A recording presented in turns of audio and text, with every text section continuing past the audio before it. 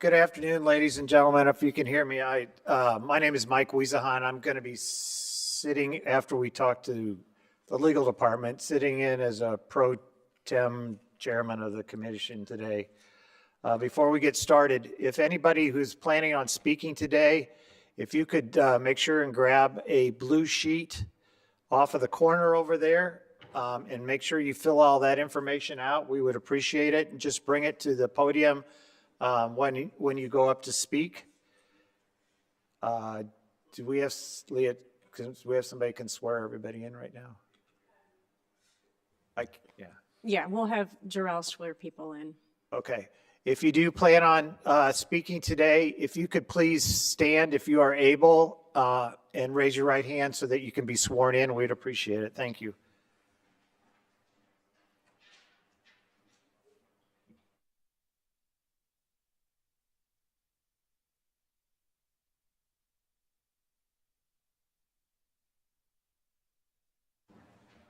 Thank you very much.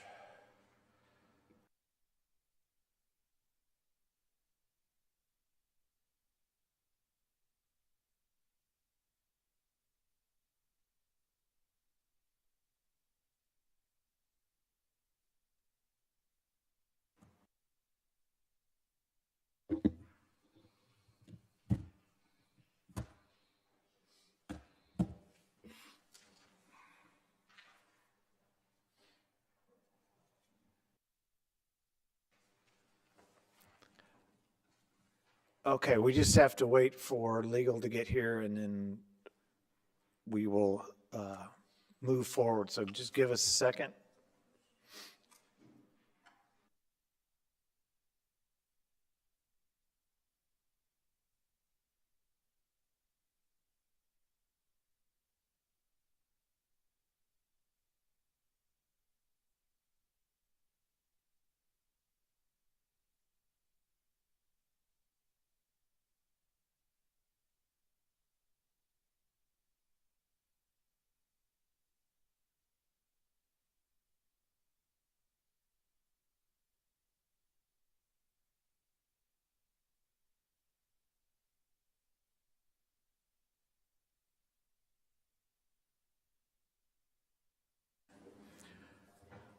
Okay, I'm going to call this meeting to order, and again, to get on the record, my name is Mike Wiesahan. I'm sitting in for the vice chairman, being pro tem of chairman of the meeting today. May I please have roll call?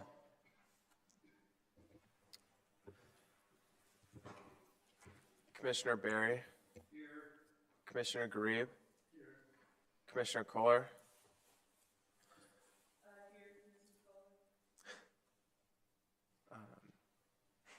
Chairman Hurd. Commissioner Martin. Here. Commissioner Eunice. Chairman Pro Tem Wiesahan. Here. We have a quorum. Thank you. May I have a motion to approve the minutes of December 5th? We have a motion and a second. Is there any additions or corrections to the minutes? All in favor, please signify by saying aye. Aye. Opposed, same sign. Motion passes. Before we start on regular business, I'd just like to welcome everybody again and say, hope everybody has a peaceful and prosperous 2025, as this is the first meeting in 2025. So our first case then is PZ 2119-2024.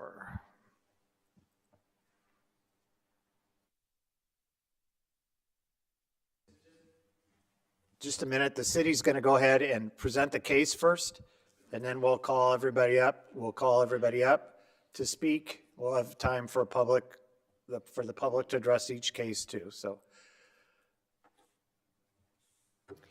Thank you, Mr. Chairman. This is case PZ 2119 of 2024. It's a public hearing on the request of Azze Sanany of Global One Properties, Inc. to rezone property from a Class R3 single-family residential district to a Class C1 general commercial district for two properties located at 3026 North Gale Avenue and the second at 1920 West Forest Hill Avenue. Parcel identification numbers are 1431277005 and 1431277002.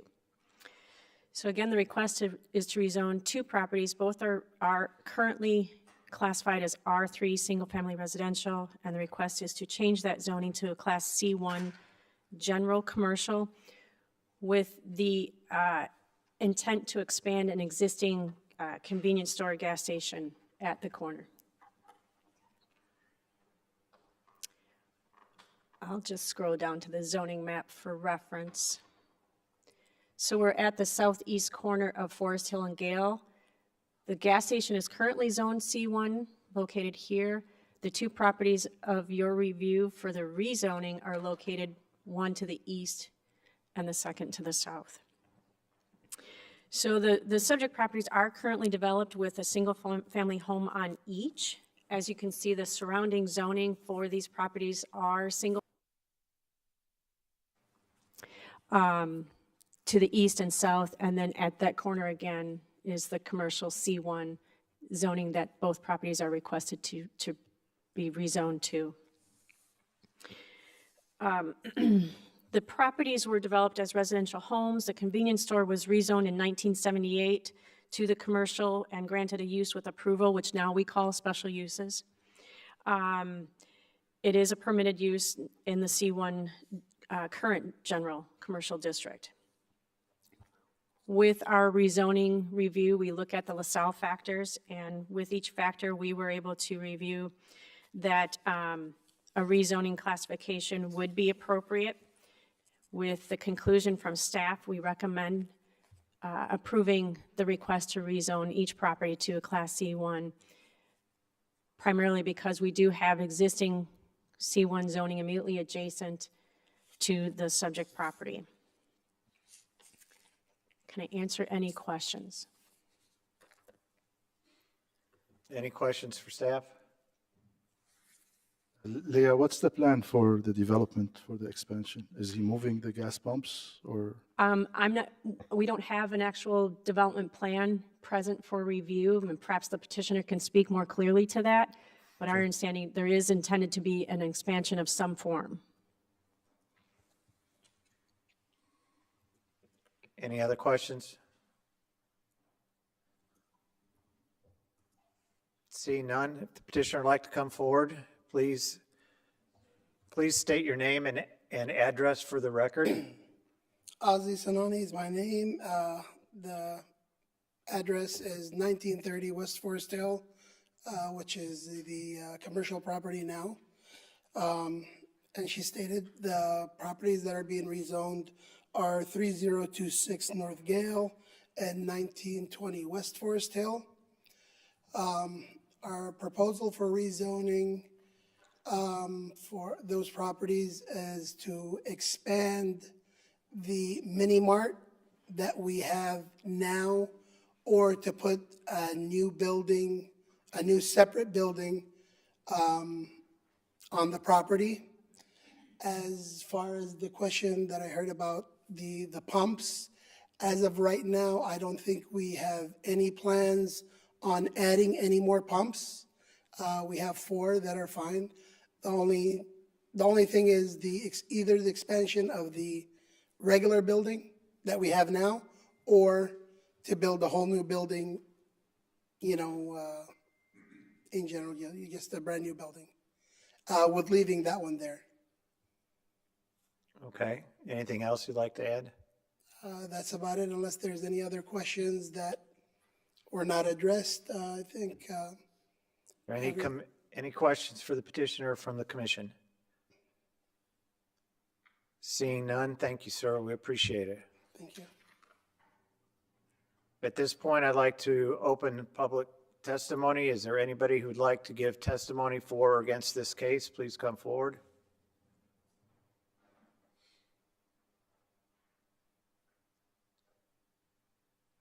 Seeing none, I will close the hearing. I saw that he was waving at the guy across the way. No worries.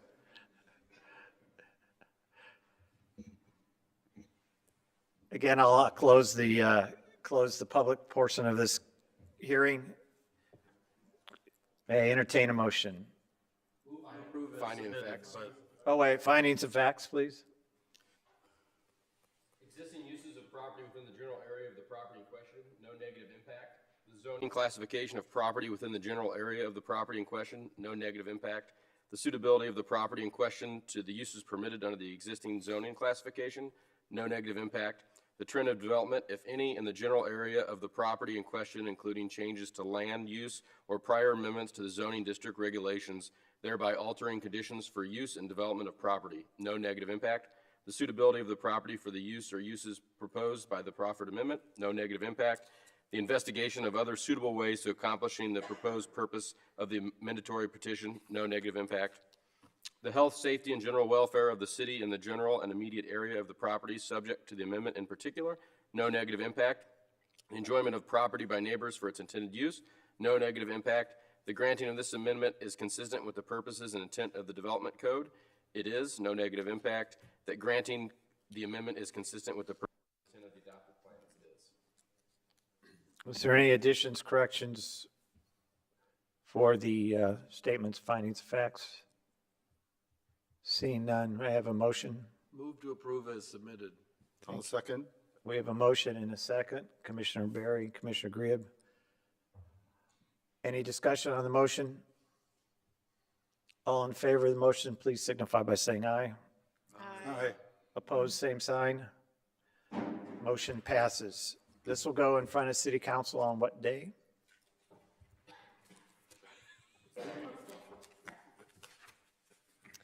So it'd be January 28th, Tuesday, So- January 28th. January 28th in front of City Council, sir. Thank you. Stay away.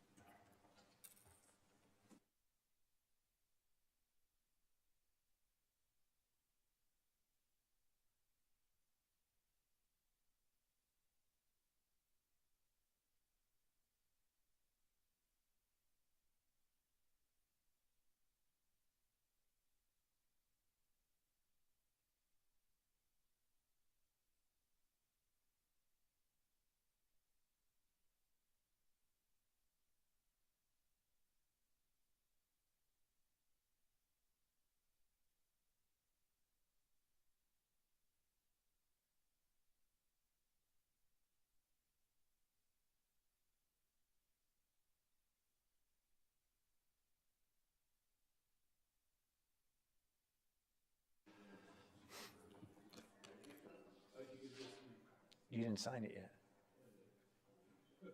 You did?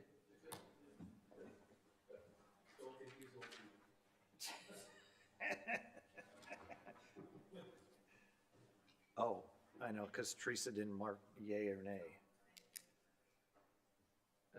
I was counting up and it.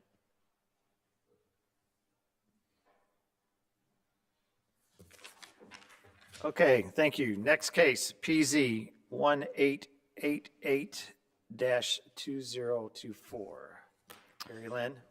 All right, I'll read the case description in. Please bear with me. The requirement for the case description is a little lengthy. So this is PZ 1888-2024. It's a request to hold a public hearing and forward a recommendation to City Council on the request of Cindy Loos of Hanson Professional Services Incorporated for Michael Wells of OSF Healthcare Systems, doing business as St. Francis Medical Center, to rezone property from a Class CG General Commercial District to Class N1 Institutional District for the property located at 400 St. Mark's Court, parcel number 1804406028, and to rezone property from a Class CN Neighborhood Commercial District to Class N1 Institutional District for part of the property located at 815 Northeast Glen Oak Avenue, parcel number 1804281020, and at 833 Northeast Glen Oak Avenue, parcel number 1804281021. and to amend the official development plan for a medical center and associated uses, ordinance number 13,153 as amended, in a Class N1 institutional district, to add property to the official development plan boundary for the property located at 400 St. Mark's Court, same parcel 1804406028, part of 815 Northeast Glen Oak Avenue, parcel 1804281020, and part of 833 Northeast Glen Oak Avenue, parcel 1804281021. Includes updates to the campus sign plan and to update the site plan and parking counts in a Class N1 institutional district. This is for the property commonly known as St. Francis Medical Center.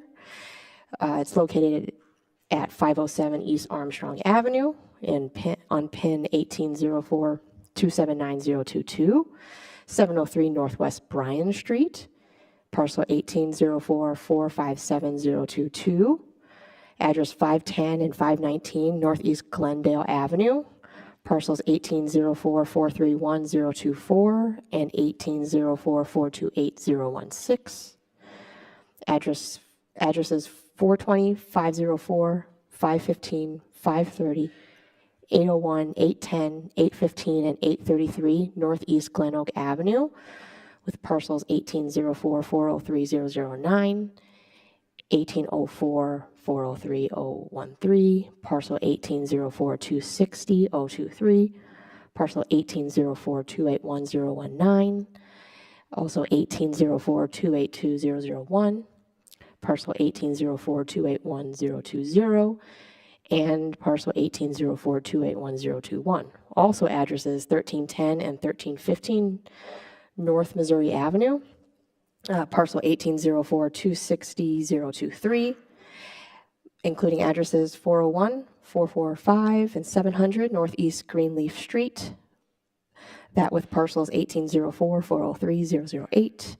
1804426018, 1804429030, also address 304 East Illinois Avenue, with the parcel 1804253001, address 1344 North Knoxville Avenue, with parcel number 1804255020, address 200 East Pennsylvania Avenue, with a parcel number 1804256045, addresses 800 and 908 Wayne Street, parcel numbers 1804430015 and 1804427003, addresses 403 to 405 of Northeast Perry Avenue, parcel 1804457021, addresses 400 and 416 St. Mark's Court, parcel number 1804406028 and 1804406029, and then parcel identification numbers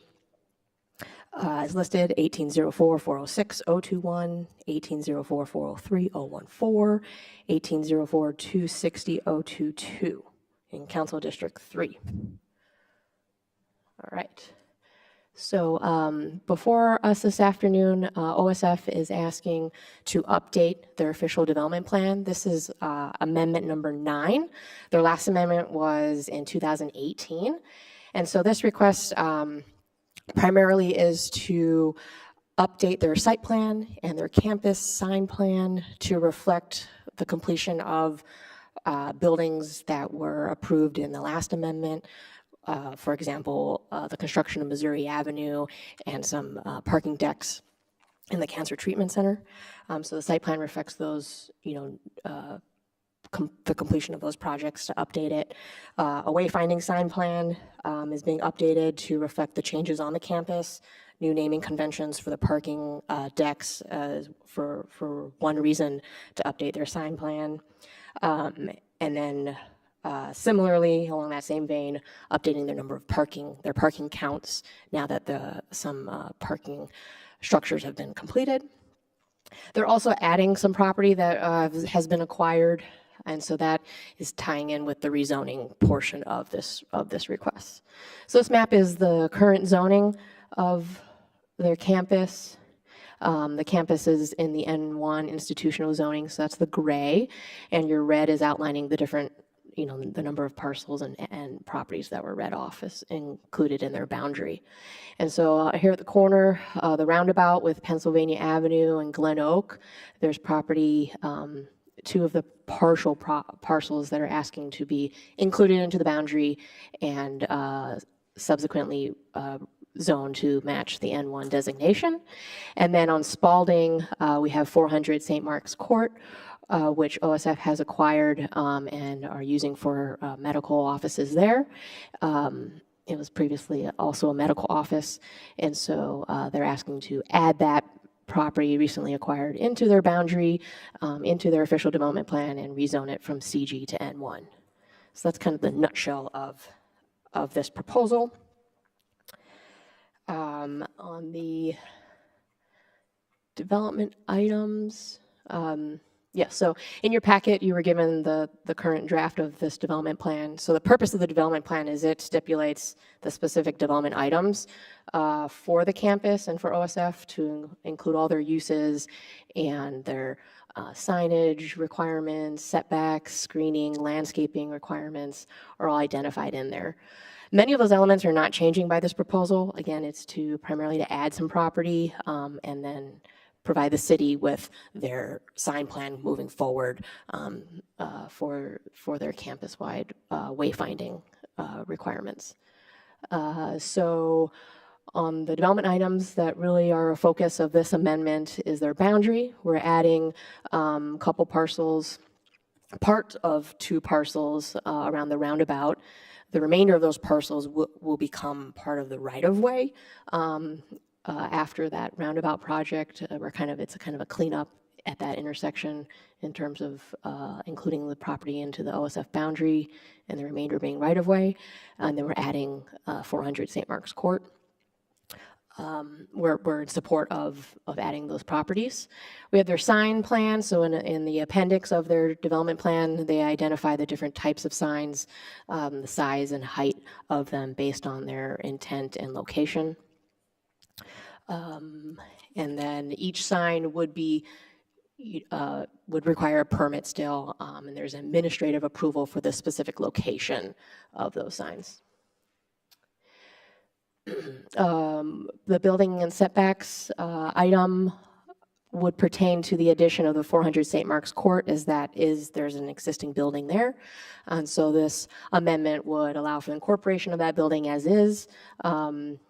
They're asking for allowance to extend a setback variance, essentially, the same setback that's along the rest of Glendale, to make it consistent with that perimeter portion of their property. Again, it would just be consistent with prior approvals for the setbacks for parking and building along in that corner of the property. Landscaping item would also be extended. There would be some screening buffer area that would be extended to incorporate the new St. Mark's Court perimeter property line. And then our parking count has been updated, including their bicycle and accessible parking. So I'll show some of those updates, just clarity.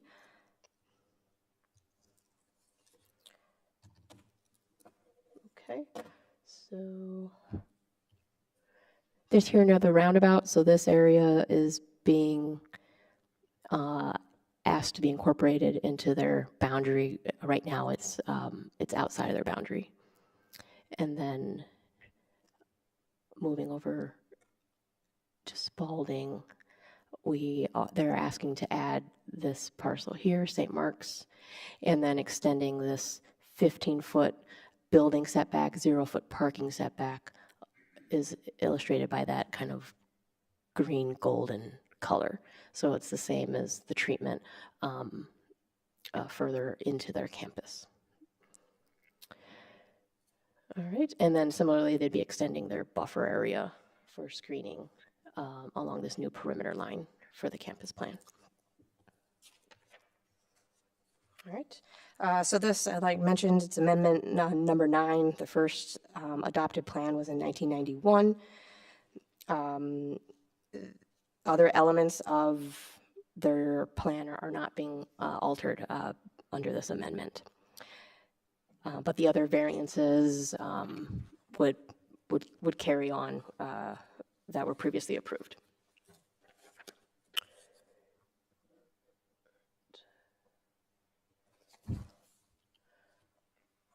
And then to get a sense of their sign plan, that's at the very end of their plan as an appendix, and you'll see if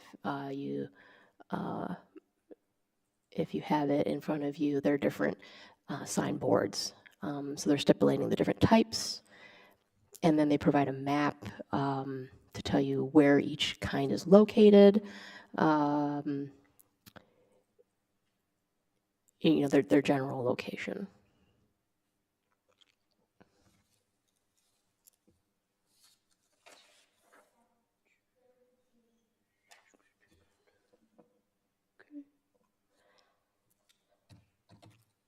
All right. So here we'll pull up the standards that the Development Review Board considered for this proposal.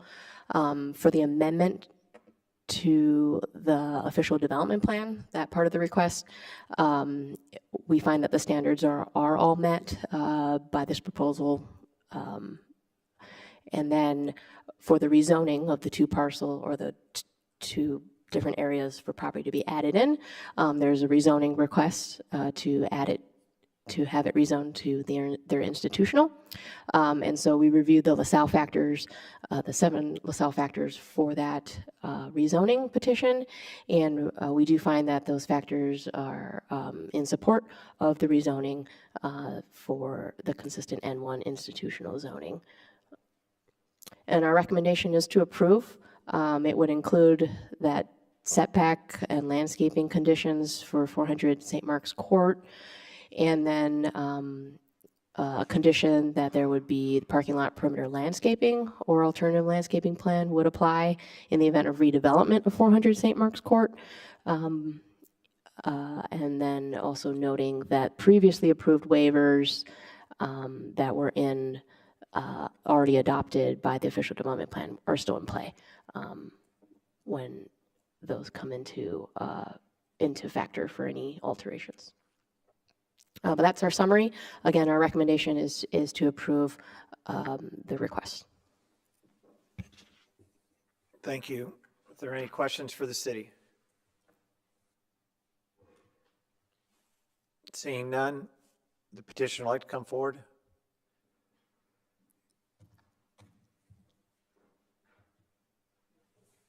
Please state your name and address for the record.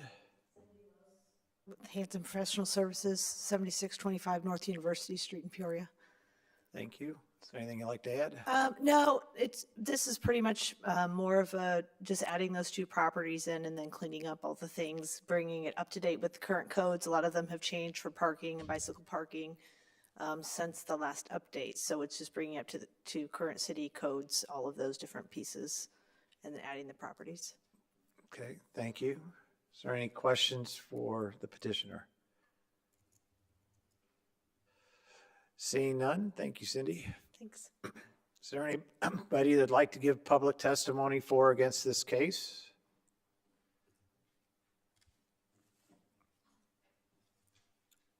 Seeing none, I will close the hearing. We have findings of facts for this. So, first one's for the official developmental plan.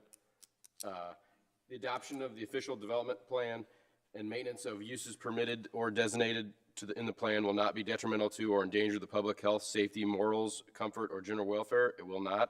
The uses, landscaping, parking, screening, and signage designated in the plan will not be injurious to the uses and enjoyment of other property in the immediate vicinity and will not substantially diminish property values in the neighborhoods adjacent to the area designated in the plan. It will not. Adequate facilities, access roads, drainage, and/or other necessary facilities exist or will be provided. They will be. Measures have been or will be taken to provide adequate ingress and egress to minimize traffic congestions on the public streets. They have been. Are there any additions or corrections to this Findings of facts? Seeing none, the second one? Was that, I thought you said there Do were we two. vote on this one, or do we? We go do right them to the second? separate. There's only one motion, but there's two findings of facts, right? I mean, you could do it as two motions, but the rezoning and the update of the Oh, plan. the rezoning update, yeah, okay. All right, Do the second one? not yet, we'll do the. Do I have a motion for the rezoning? I have a s- Second. We have a motion and a second. Any discussion on the motion? Seeing none, all in favor signify by saying aye. Aye. Aye. Opposed, same sign. Motion passes. Go ahead, the second one then, Brandon. This is for the rezoning. Existing uses of property within the general area of the property in question will have no negative impact. The zoning classification of property within the general area of the property in question, no negative impact. The sustainability of the property in question to the uses permitted under the existing zoning classification, no negative impact. The trend of development, if any, in the general area of the property in question, including changes to land use or prior amendments to the zoning district regulations, thereby altering conditions for use and development of property, no negative impact. The the suitability of the property for the use or uses proposed by the proffered amendment, no negative impact. The investigation of other suitable ways of accomplishing the proposed purpose of the amendatory petition, no negative impact. The health, safety, general welfare of the city in the general and immediate area of the property subject to the amendment in particular, no negative impact. The enjoyment of property by neighbors for its intended use, no negative impact. Granting the amendment is consistent with the purposes and intent of the development code. It is. That granting the amendment is consistent with the purposes and intent of the adopted plans. Any additions or corrections to these findings of facts? Seeing none, do I have a motion? Move to approve as submitted. Second. We have a motion and second. All in favor signify by saying aye. Aye. Opposed, same sign. The motion passes.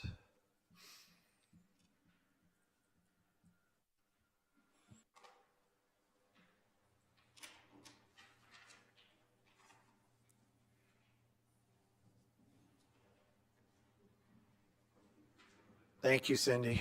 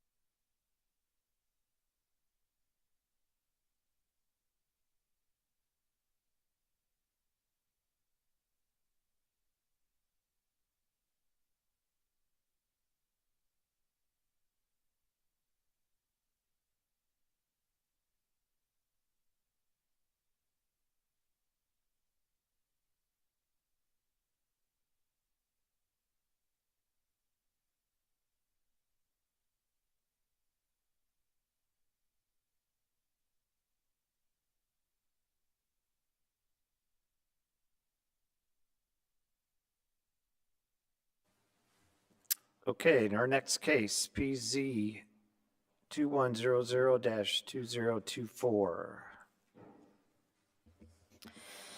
Yes, case number PZ 2100-2024. It's a request to hold a public hearing and forward a recommendation to City Council on the request of Tommy Lee Arbuckle III of AFE Construction LLC for Morning Glory Community Church to amend an existing special use ordinance number 14,654 as amended in a Class R4 single-family residential district to remove property located at 2925, 3003, 3010, and 2027 North 12 Oaks Drive from the boundary of the special use for elderly housing for property located at 3026 North Parish Avenue.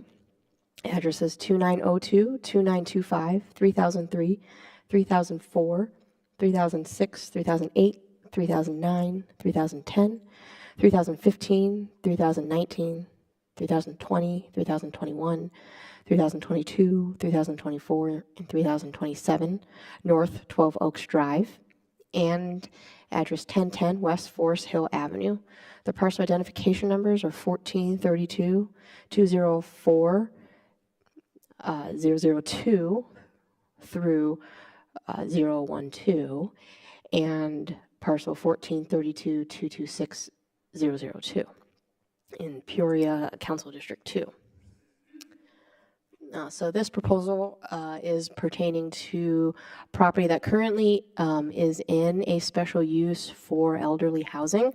That special use dates back to 1959 when a special permit was granted for residential housing unit for aged people in the 12 Oaks Home Facility. And then that specific use was amended a couple times. In 1961, it was granted to expand to new structures, to new duplexes. And then in 1999, there was a further expansion for 3 new duplexes and a single-family dwelling. And then most recently, in 2005, a garage was added, requiring an amendment. The current owner acquired the property in 2017. All right, so this is our zoning map. The orange is the R4 single-family zoning district, and where I have highlighted in red the different parcels that are part of this special use boundary. And originally, this was really one large parcel, and you can see in our aerial here the special use for elderly housing started on this portion of the property with the structures as you see here that are currently there, expanded across 12 Oaks Road or Drive to some additional newer duplexes. But the parcel here at the corner with Forest Hill, back here on Parish, a couple lots that were created here on 12 Oaks, those are undeveloped, and those are the parcels that the owner, in conjunction with our petitioner, is asking to remove from this boundary. The other remaining parcels and remaining structures and uses there are not proposed to be changed at this time. The zoning would remain as R4, so that's still a single-family zoning district, as we'll see here, which is consistent with the surrounding. The zoning is not changing. The petitioner is asking or would like their proposal would be to develop the lots without the elderly housing restriction on the use, and they're anticipating single family or duplex construction, but it would be occupied by the general, not have that elderly housing limitation on the use of the single family or duplex structures. Duplex or single family units is allowed by right as new construction in the R4 zoning district. The lot sizes as existing would allow for duplex on either of the 4 lots or single family as well. And so this again kind of illustrates, the petitioner provided, illustrates that in green, those are the lots asking to be removed from the boundary, stays in the R4 zoning district, and then the reddish shaded are the parcels that are part of the boundary currently and are not being altered by this proposal.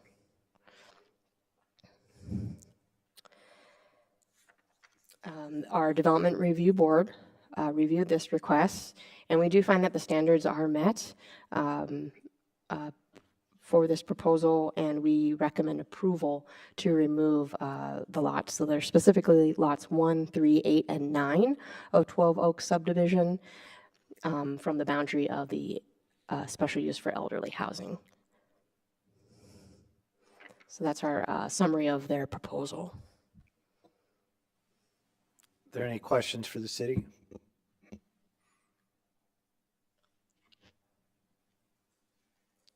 Seeing none, is the petitioner here, like to come forward?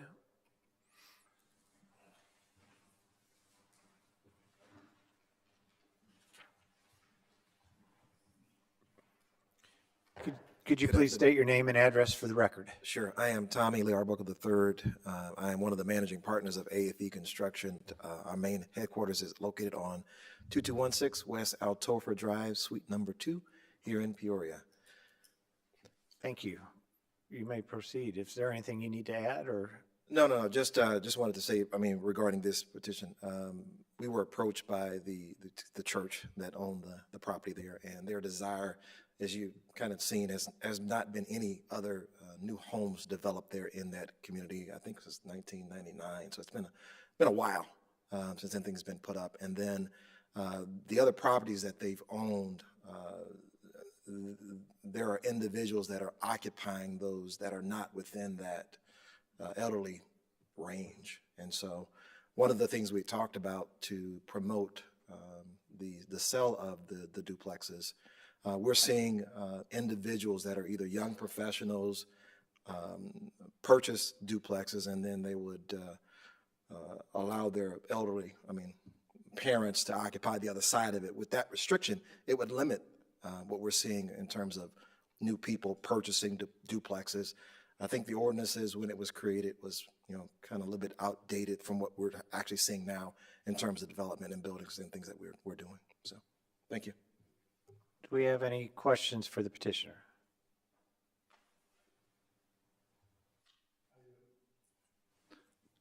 Commissioner? You sent letters out to the neighboring areas. Did you hear anything back from them, from anybody? Any positive feedback, negative feedback? I'd say neutral.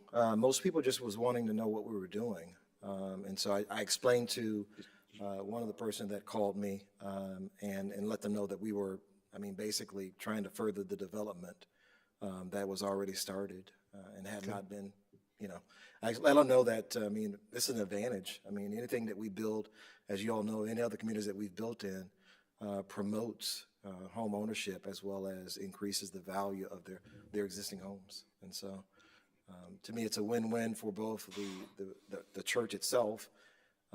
Those funds would be used to pay down its debts that the church has. And I think the other side of it is it further finishes the development there in that community. And so I think it's going to be a great add to the community if we built those duplexes and we expand it, which is what we're requesting, to allow it to not have that restriction to it. Thank you. Any other questions for the petitioner? Seeing none, thank you, sir. Anybody who'd like to provide public testimony for or against this case, please come forward. I want to remind you guys that if everybody's going to say the same thing, everybody has time to talk, about 5 minutes, okay? If you're going to kind of reiterate what the person said in front of you, just kind of say, yep, I agree with the person in front of me, so we'll kind of save time for everybody that we're here today. Please remember to state your name and address for the record and make sure that you've signed one of the blue sheets before you leave, okay? Okay. All right, thank you. My name is Erica Litzy, and I'm at 3101 North 12 Oaks Drive. I live directly across from one of the proposed sites, and I did not receive a letter about any potential thing other than the one from the city saying that there was a hearing. So my concerns stem from there's already an issue with traffic. I've submitted traffic calming requests for Forest Hill. Cars right now go in excess of 60, sometimes passing. It's 2 lanes. I have a 6-year-old who can't play on our side of the street because the traffic is so bad. Removing the special, and with that, we have a bus line, we have lots of litter. It's too much going on already. Removing the special use amendment allows people of all ages to move into the area, which would then increase traffic again, litter, and probably the overall census in the neighborhood. I've spoke with the pastor of the church previously who indicated that when they took over the property, he was not interested in being a landlord, that the properties came with the church. The previous tenants who lived across the street from me moved because the properties were not taken care of. There was a hole in the garage across the street from us that wasn't fixed for several months because, as he stated, the church doesn't have money to keep up the properties. So doing so, I don't think, building more, I don't think that they can do that. We don't have any information about who the intended occupants would be and/or what the development plan is. So, thank you. Thank you. Next.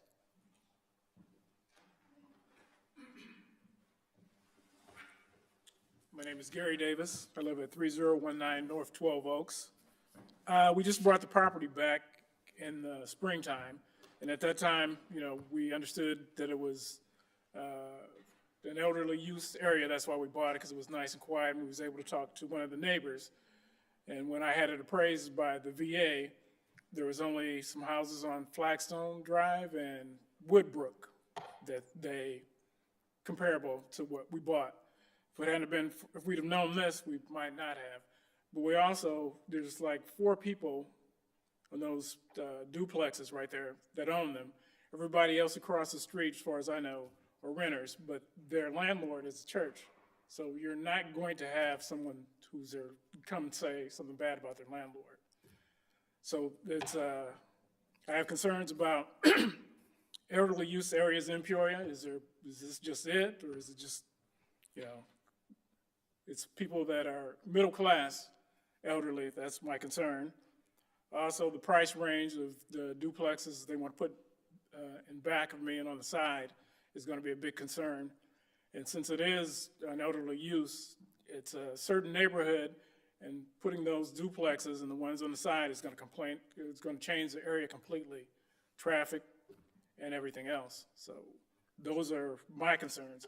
And at the least, if I can't fight this, I do believe that the new owner should put up some kind of privacy fence around that area, around the duplexes on my side of the street. It's just those 4 to separate them if everything else goes forward.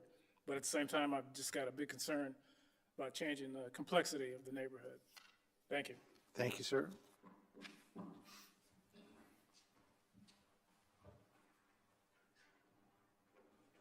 Excuse me. My name is Jerome Smith. I stay 309 North 12 Oak Drive. When I first moved over there, it was for elder peoples. We were renting. And when Dream Center said they're going to sell it, that's when Marlon Young took over. He was the owner.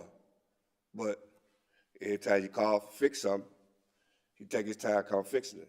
He's not no good landlord. Now, you put these duplexes up, it's gonna be right on top of us, where they got trees that, like you said, privacy fence, block out, but where they gonna park all these cars where people do move in them duplexes if they get built. And then we're gonna have more traffic. They said elder people, but I don't believe it's gonna be elder people, it's gonna be young people too. Everybody gotta live somewhere. So that's my concern. That's all I got to say. Thank you, sir.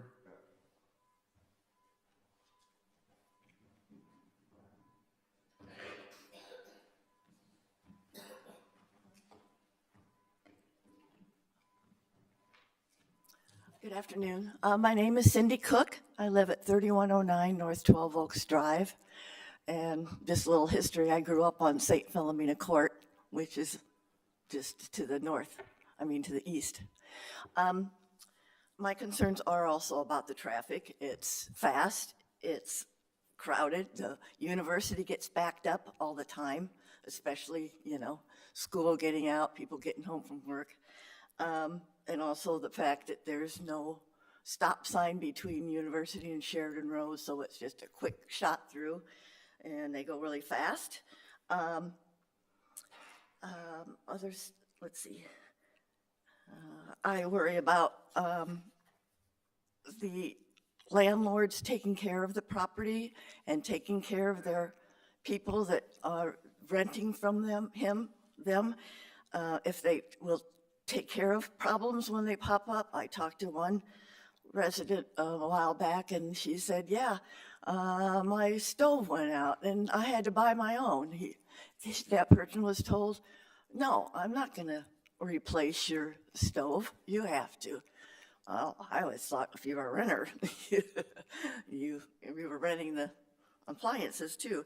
So I have concerns about how they will take care of their renters. And also, I love beautiful spaces and trees and flowers, and I worry about how people will take care of their properties and litter and, you know, just taking pride in where they live. And that's a big concern of mine also. So I'm hoping we can do something about this, and maybe not so many properties, maybe just a few, but I don't know. But anyway, thank you so very much. Thank you, ma'am.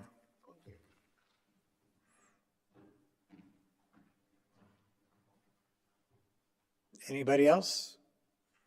Come on forward. Kimberly Garcia, 3114 North Parish. Let me just say I've lived in my house for 35 years, and the house was in my family for 60. That neighborhood is one of the few neighborhoods in Peoria that's middle class, nice. There's people that have lived there for 50 years. And we have so much traffic now, ever since Forest Hill was changed. It's crazy, but it's still held up. The neighborhood is held up.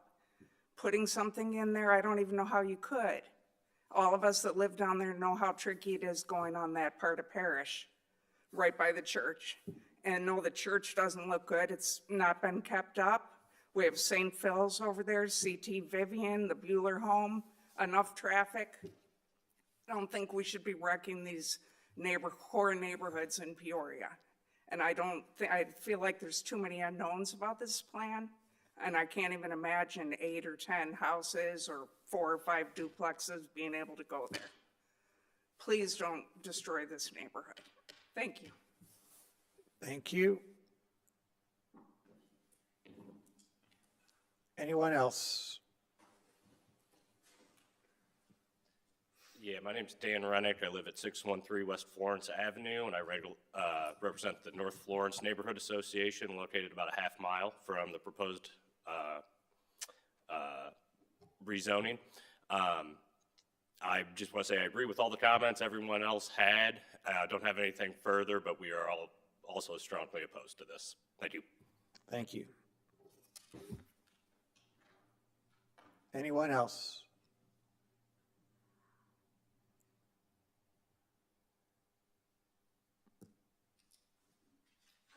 I just want to add one quick thing. Also, Forest Hill between Sheridan University is. Sorry, Yeah, she can. please come up to the microphone. Yeah.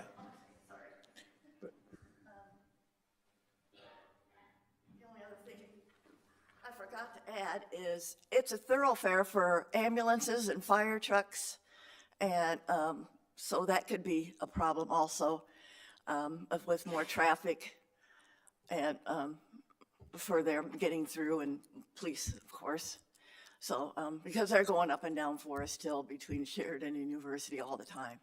So I could foresee a lot of accidents happening with that, especially, you know, since there's never been any kind of a stop sign or a yield or anything since. I mean, I remember the flashing light when I would walk from St. Phil's Court to St. Phil's School, but I don't even think that works. But not that that's going to save anything. We just it's just too much. Thank you. Sorry. Anybody else? Last call. Seeing none, if the petitioner would like to come forward and address anything that he's heard.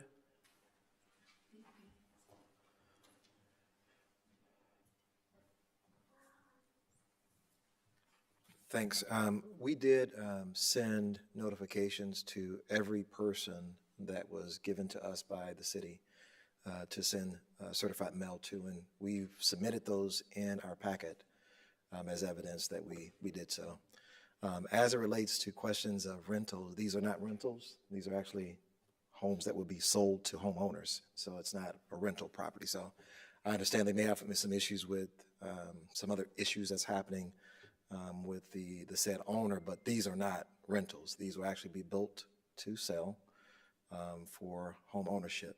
And I'm trying to think of the other, yeah, as far as it relates to traffic. I mean, that's nothing that we can handle in terms of, you know, of a home builder. And that's something I guess you guys as the city would have to address if they've got concerns with traffic. But from our perspective, the land was platted and as such for a subdivision.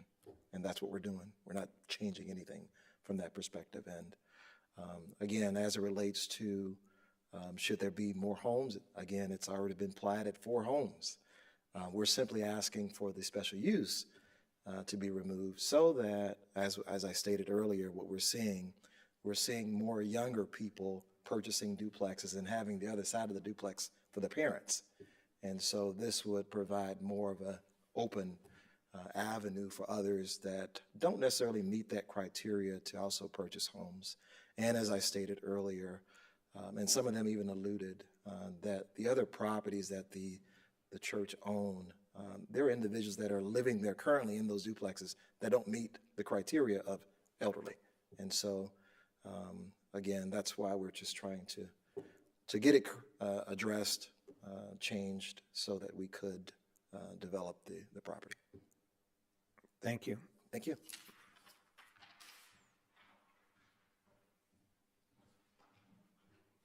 With that, I will close the hearing. Yes, sir. Voting on removing those properties from, and for the special use. We are not voting on the new development that is going on there, right? Correct. That's why we are just voting, So we are only voting on removing these properties from the special use. Okay? And the one thing that the public has to understand, as we as a commission, we have 2 sets of guidelines that we have to deal with. And our guidelines are the Land Development Code, which is the laws that have been developed by the city and gone through all the legal processes. And if the case in front of us meets all the criteria that is put forth in the Land Development Code, we have to either yay or nay that based upon that, the criteria that is in that in those zoning regulations. So what is done after that, and again, we are just voting on removing these items from that special use. So that's what is in front of us. It's not any of the development that could take place. And this land is already developed for single family R4 development, which was all set for single family homes that are built and were built back in the 20s and 30s that are all in that neighborhood existing. Okay. All right, Brendan. Let me turn your microphone on. Okay, go ahead. The establishment, maintenance, or operation of the special uses will not be detrimental to or endanger the public health, safety, morals, comfort, or general welfare. It will not. The special use will not be injurious to the uses and enjoyment of the property in the immediate vicinity for the purposes already permitted, nor substantially diminish or impair property values within the neighborhood in which it is to be located. It will not. The establishment of the special use will not impede the normal or orderly development and improvement of the surrounding property for uses permitted in the district. It will not. Adequate facilities, access roads, drainage, or other necessary necessary facilities have been or will be provided. They will be. Adequate measures have been or will be taken to provide ingress and egress so designed as to minimize traffic congestion in the public streets. They will be. The proposed special use is not contrary to the objectives of the official comprehensive plan of the city of Peoria as amended. It is not. If a public use or a use providing public utility service, that such use or use shall meet a demonstrable public need and provide a public benefit, not applicable. The special use shall in all other respects conform to the applicable regulations of the district in which it is located, except as such regulations may in each instance be modified pursuant to the recommendations of the Planning and Zoning Commission.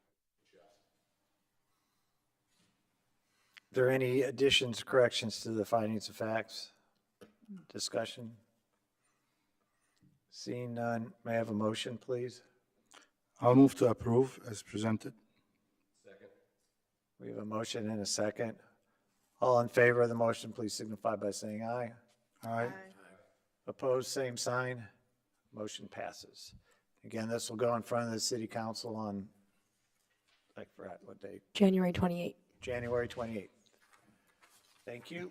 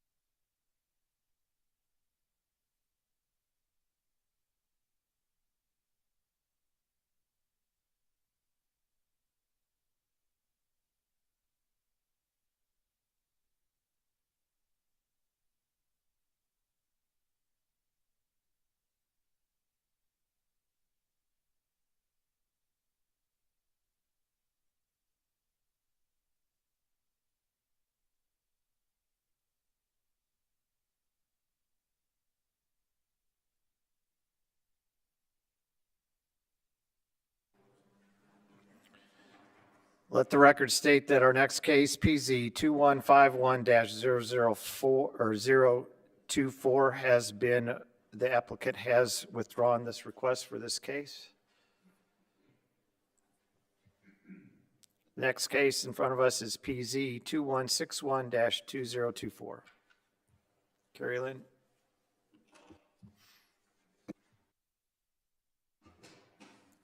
Case number PZ 2161-2024. It's a request to hold a public hearing and forward a recommendation to City Council on the request of Jamar Hardin on behalf of Kurt Huber to obtain a special use in a Class B1 Central Business District for a Class 2 tobacco or alternative nicotine product sales use for the property located at 814 North William Kumpf Boulevard. Parcel identification number is 1804377008. So this property, they're asking for a special use for a specific type of tobacco use, Class 2 tobacco or alternative nicotine product sales, for more specifically a cigar lounge.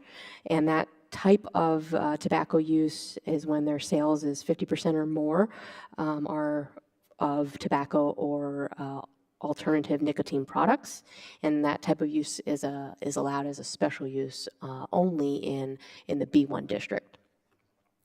So this property here, it's on the bend of Kumpf Boulevard, one-way direction here as it crosses Main Street.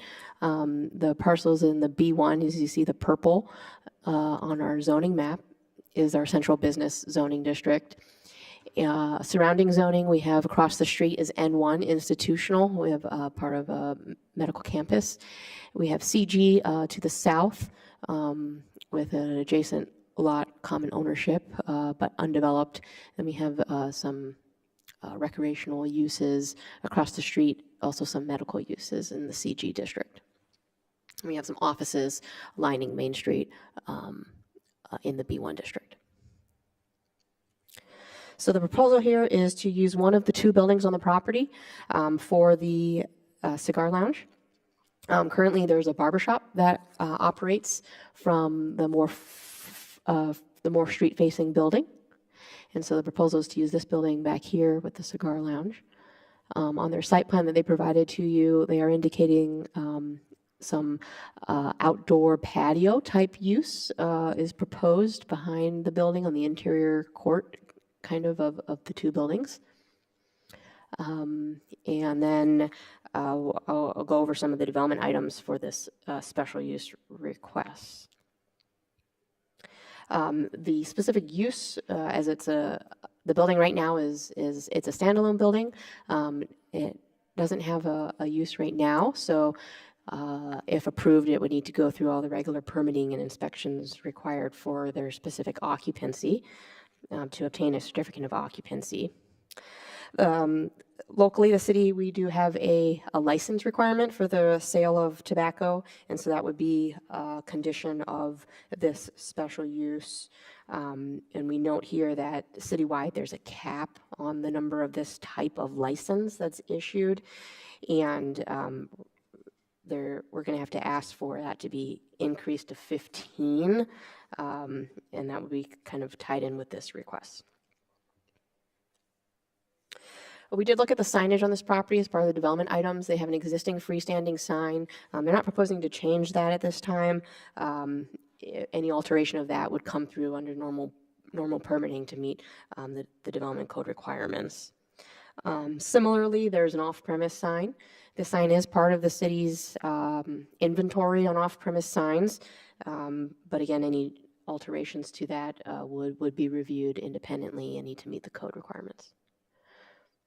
They've identified that they'll, be adding a dumpster enclosure, and so that would be part of their requirements for a certificate of occupancy. And we've spoken with them about parking. I think we'll, work with them on getting a specific dimensions and location for their parking layout. But right now it is a paved surface. It's unstriped parking, so we would be looking for the striping as part of their certificate of occupancy. Bicycle parking is also required, so there would need to be the appropriate number of those, as well as accessible parking. We'll work with them on the placement of those items if approved. There's no change to the footprint of the building outside of that interior kind of patio courtyard area that they're asking for. And then when it comes to landscaping, they're asking for a waiver to allow for existing conditions. There's, pretty limited landscaping on this property, so they're asking to waive requirement for front yard, parking lot interior, and perimeter landscaping standards. We've noted that as part of their certificate of occupancy, any mechanical that needs to be added to the property would be properly permitted and screened to comply with the code as part of their no special requests on those items, and no change to the lighting other than what's presently there. All right, and so the zoning history on this property, it's has been in our business district, and then the B1 district was designated 1990 to present. We have some photos here. So we have that freestanding sign I mentioned, and then you can see this is the more forward barber shop currently occupied space, and then this is the side of the building proposed for the cigar lounge, and this is the alley side of that building. With its existing doors, has an addition here off the side of it. Okay, so the Development Review Board considered our standards, and we find that they can be met by this proposal. We are not objecting to the special use for the Class 2 tobacco or alternative nicotine product sales use. It is subject to an increase in that license number, which would be reviewed by City Council. We do have a few conditions and waivers. I guess what I forgot to mention is this applicant was given a special use by this commission and the council for the address at 311 Main Street. It's the same applicant, and I believe his plan is to use this location instead of 311 Main Street, and so the condition would be that be swapped, so we'd still have that license just for one location under him as the applicant. So that's noted as a condition. Other on our list is, and many of these are consistent with the prior requests that came before you, condition that there shall be no retail or wholesale sale of cannabis or consumption of cannabis on the premises. There shall be no electronic cigarettes sold on the premises. See the definition in the City Code Section 18-590. Condition, the proposed change of occupancy shall require submittal of appropriate building permits and plans provided by a licensed design professional. Condition, all mechanical units shall be screened pursuant to City Code Chapter 5, Section 301. Condition on the dumpster enclosure shall be screened pursuant to the City Code Chapter 13. The condition for the parking lot surface striping design, number of accessible spaces, and also bicycle parking needs to be provided by pursuant to our code, Unified Development Code Section 8.1. Condition that any new signs will be approved through or would need to be reviewed through a separate building permit process. Condition 10 notes that William Cump Boulevard is under the jurisdiction of the state, and so any construction on lane or sidewalk closures in that right-of-way will require a permit from IDOT. The last condition is an approved special use is valid to this applicant only, as identified on their special use application, and an approved special use would be null and void upon any change in ownership of the property, which results in the removal of all prior applicants. And this change in ownership will require a new special use. And then the waiver noted here is to remove front yard, parking lot interior, and perimeter landscaping standards due to the existing conditions. So that's a recommendation. We would not object to this request per that list of conditions and one waiver. My question to you, Carrie Lynn, historically and in past cases that we've had, you've used the words recommends approval. Today, in this case, says does not object. Mm-hmm. Would you like to clarify that, please? I mean, I do think we use, or this is not the first time our recommendation is to not object to a use. I think, with the licensing and whatnot requirement, I think that, the city council would weigh in on that too, but we're not supporting the proposal. I'm sorry, I didn't hear. You're not what? We are, sorry? We're not objecting to the request. We know that there's a waiver in the proposal, but this particular site, we are saying it's a recommendation that. So you're saying you're okay with the moving forward, but you might have some concerns? Is that, I mean, to me, if you want to. Moss, you want to jump in here? No, Leah can be more clear than I am. So in Carrie Lynn's defense, she started this report, but then had a wonderful trip home. So I finished the report for her. So that's why she's probably trying to answer your questions. But the reason for the way that the report was written as no objection really is tied to the licensure that needs to be addressed with council, right? So currently, you're dealing with the special use for the class 2, but there's the other side of the equation that deals with the license that also is required to operate the class 2. And so that action has to be addressed at the council. And so that's why the recommendation is to not object. We don't have any concerns. We just also are trying to recognize that the license has to be resolved as well. And that involves surrendering a current license and then council taking action on the cap and then ultimately so it could an issuance of a new license for this location, because you can't transfer licenses from one location to another. So in essence, you could have stated the fact that we recommend approval with the outstanding issues that have to be taken up by the city council in regards to the license. Sure.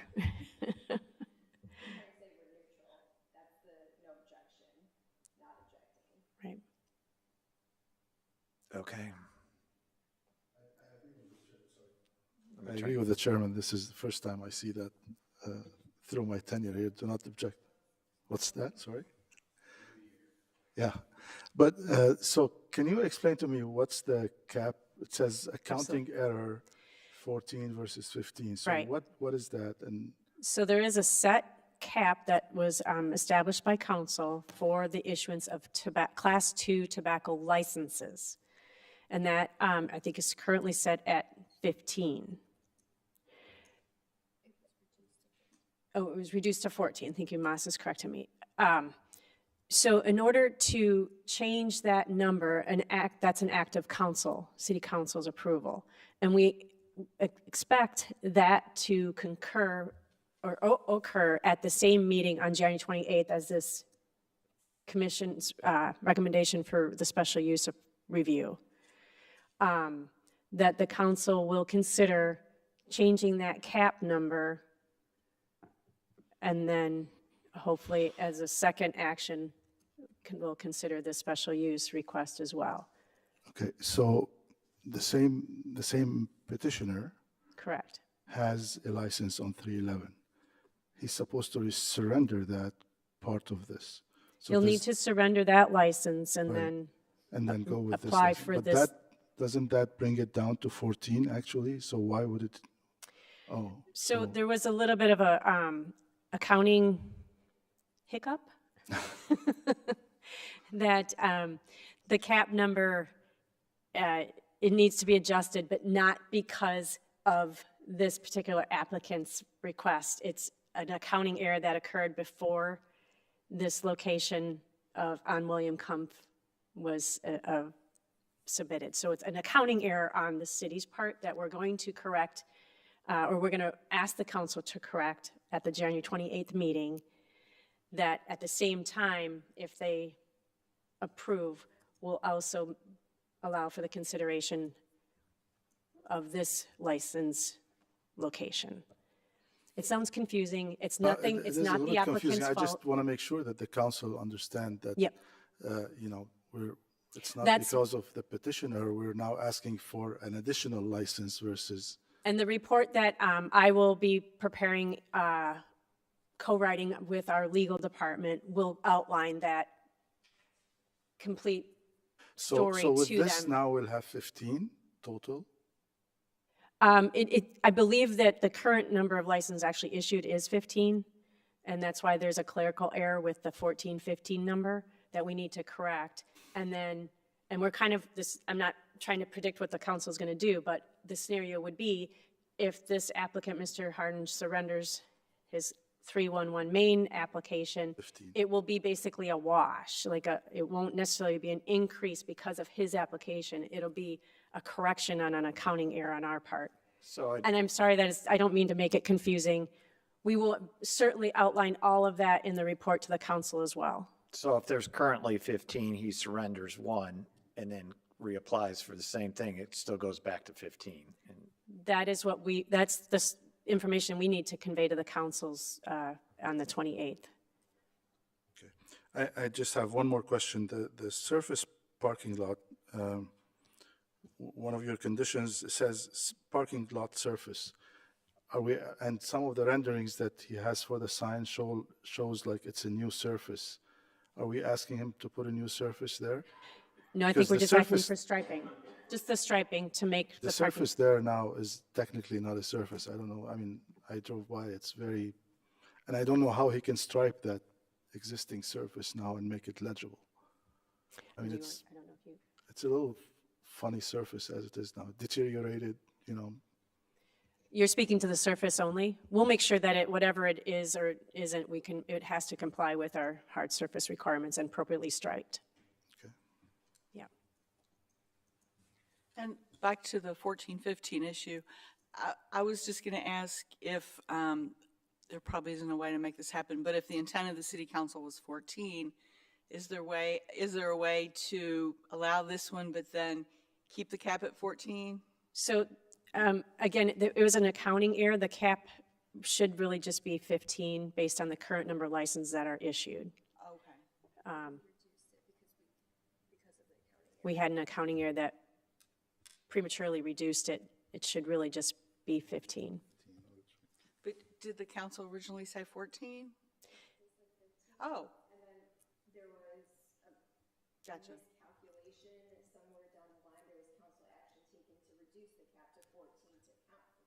Oh, specifically to account for that. Okay, gotcha.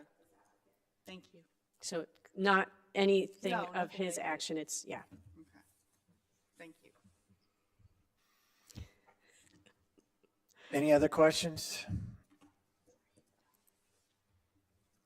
Seeing none, does the petitioner like to come forward?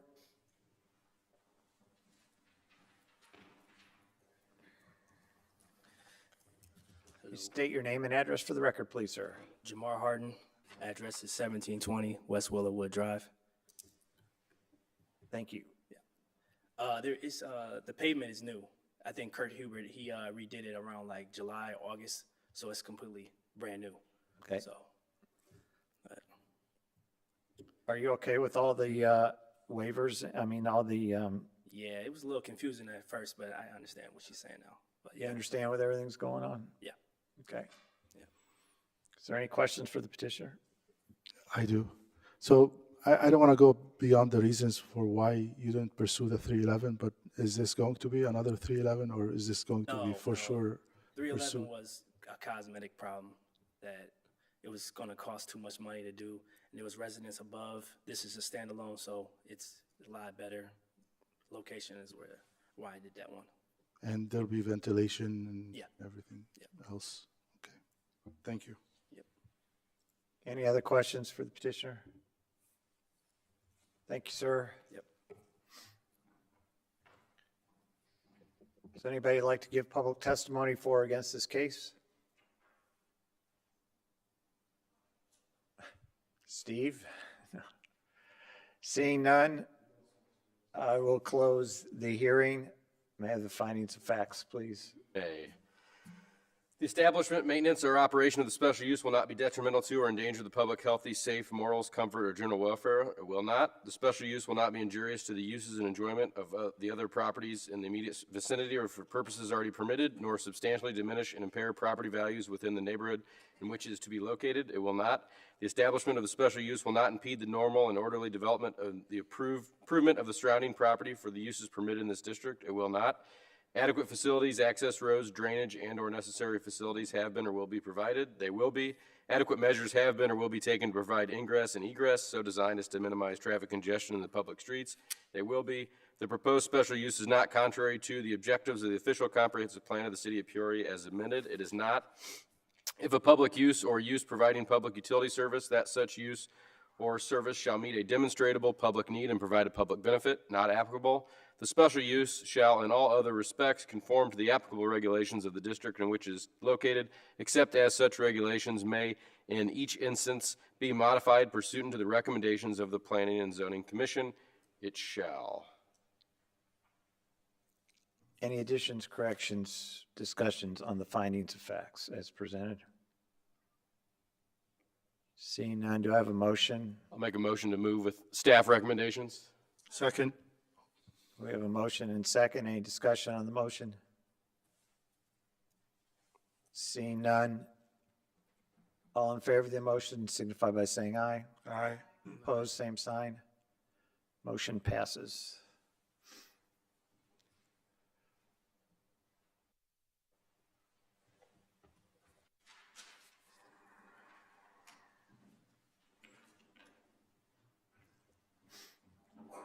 And we're going to get Eddie in under the wire.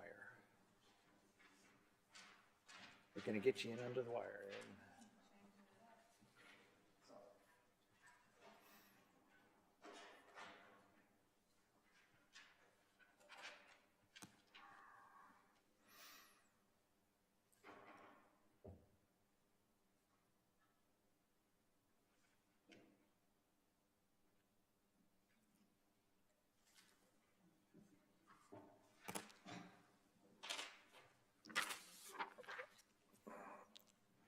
Our next case is subdivision case 2167-2024. Leah? Thank you, Mr. Chairman. This is a request of Steve Kerr of Moore & Kerr Engineering on behalf of Realty Green Acres LLC to approve a preliminary plat with waivers of the Kona Breeze subdivision, in a Class R3 single-family residential district. This subdivision is generally located west of Radnor Road and north of Alta Lane.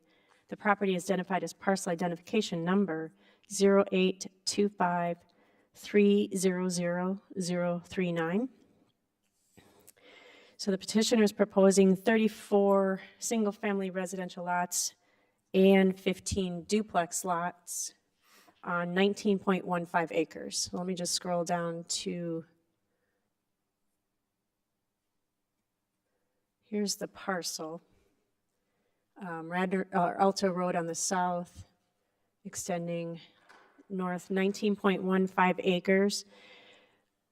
This property is actually part of the original Grow Cell 1A, which dates back to 2007. A pre-planned development area that started with 700 some acres. This is kind of the last piece for this development area at the northwest corner of Alta and Radnor.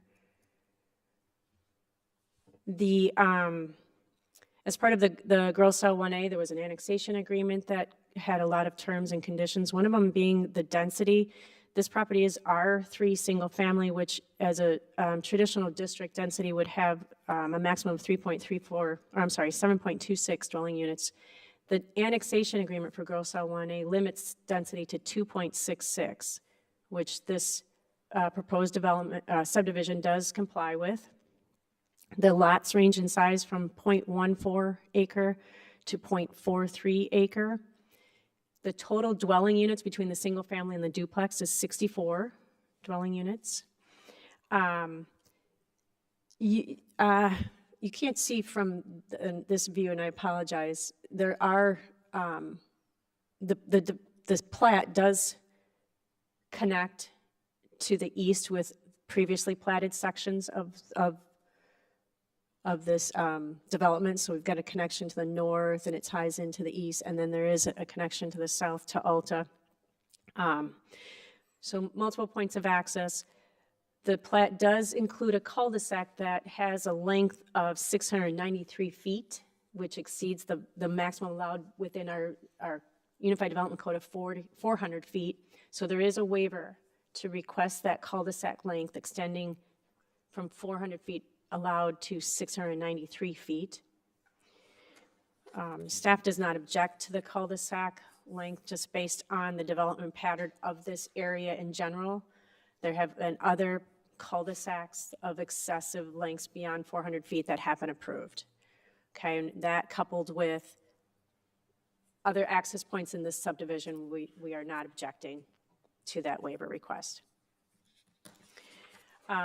Lastly, I guess if you've had a chance to read the report, we do review with some development standards and find that this preliminary plat is in keeping with the intent of the original Grow Cell 1A development plan. It doesn't foster excessive density. It's not inefficient use of land. We found that it was compliant with our standards for subdivision development. We do recommend approval of the plat and with the waiver for the cul-de-sac length. And I'm happy to answer any questions.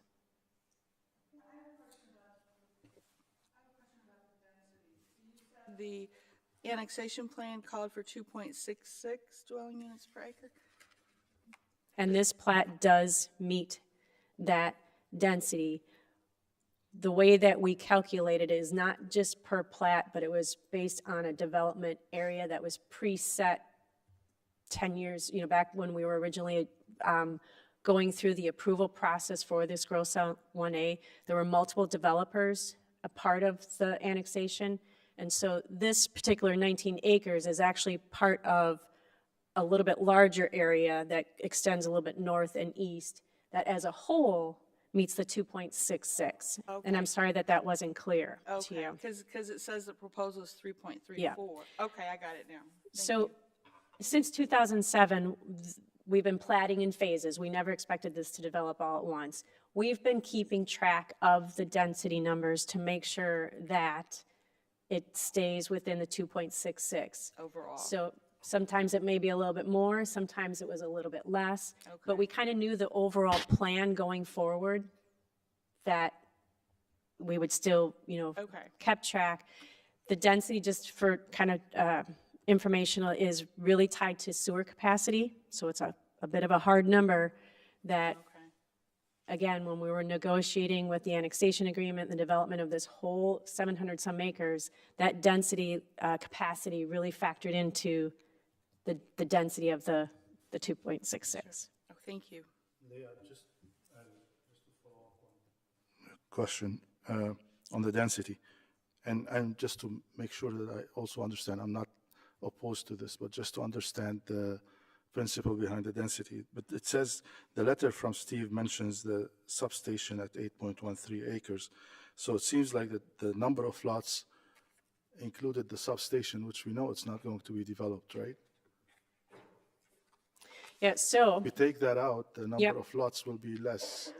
So the original area for development included this western rectangle here that most recently was acquired by Ameren. So that was pulled out of, Ameren isn't going to development into lots. They've acquired it for an expansion of that substation. So the acreage for that piece has been pulled out of the original development plan, which is what Steve, I think, was trying to account for, but the density still left within that 19 acres can't exceed the 2.66. So what it could have meant, and maybe Mr. Kerr can speak to this a little bit more in detail, the lots might have gotten smaller. They added, they've got some duplex lots. So they're still have dwelling units, but just in a less acreage of an area, now that the Ameren has pulled out 8 acres. But I guess, yeah, I'm just trying to understand, maybe it's me. But if you take out the 8.13 acres, that makes the lots less at 2.6. Because you're taking the 97 acres at 2.66, it's 258 lots. Their lot numbers didn't change. Even though they took 8 acres out, the number of lots still remained. Even with the 8 acres, they couldn't develop more than 257 lots. Okay. Does that make sense? Okay.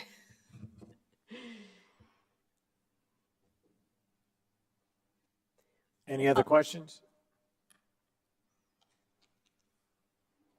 Seeing none. Steve?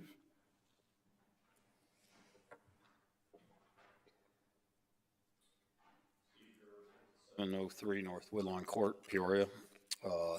This was a subdivision that was brought to you probably 2 years ago.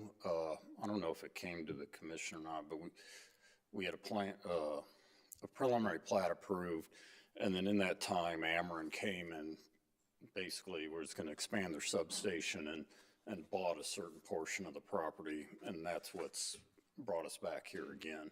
And George, basically what you have is you have 97 acres that are in this gross cell.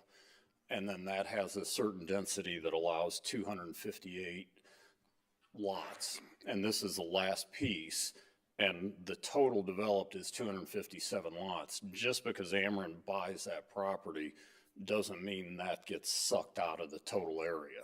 Because the density is based on sewer capacity, not as much zoning. Correct.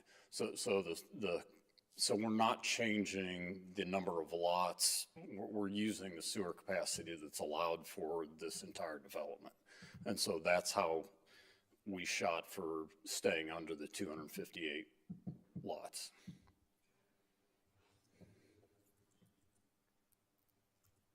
Did you ask? I'm sorry. No, I said thank you for clarification. He said thanks for the clarification. Pardon? He said thank you for the clarification. Okay. Yeah. I don't hear well. Yeah. Any other questions for Steve? Hang on, George. Go again. What? Yeah, I know. He just turned it off. George, hold on. No. Am I asking too many questions? Go ahead. I assume this will be connected to the existing sewer? Yes, this would be on. The capacity is not an issue in that area? Yes. So far? Yes. Yeah. Any other questions? Thank you. Thanks, Steve. Anybody like to provide public testimony for or against this case? Seeing none. Commissioner Martin, findings of facts, please. Does this case under consideration foster excessive population density? No. Does it foster inefficient use of land? No. Is the character of design compatible with adjacent development? Yes. Is the design a substantial departure from the aesthetic standards of the community? No. Is adequate infrastructure both within and supportive to the subject property in place or to be provided? Yes. Does this plat or plan conform with the requirements of Appendix A? Yes. Any additions or corrections to the findings of facts? Seeing none, do I have a motion? So I'll move to approve. We have a motion and a second. Any discussion on the motion? Seeing none, all in favor signify by saying aye. Aye. Opposed, same sign. Motion passes.